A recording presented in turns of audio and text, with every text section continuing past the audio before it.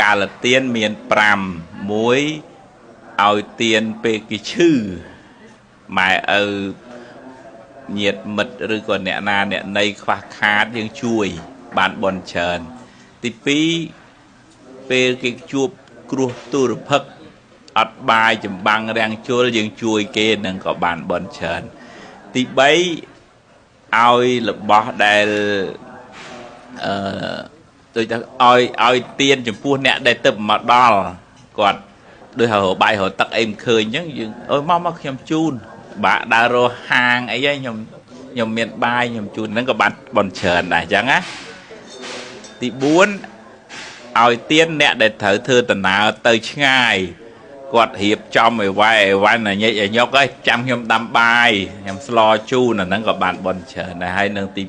5ឲ្យទៀនរបស់ថ្មីអង្គស្រូវថ្មី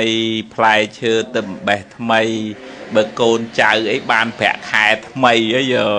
លើកដំបូងឲ្យជូនឪពុកម្ដាយអញ្ចឹងណាហ្នឹងក៏បានបន់បានកសលច្រើនដែរកាលទានអញ្ចឹងតាំងចិត្តត្រេកអរបន់ទាំងអស់គ្នាណាញោមណាអនុមោទនា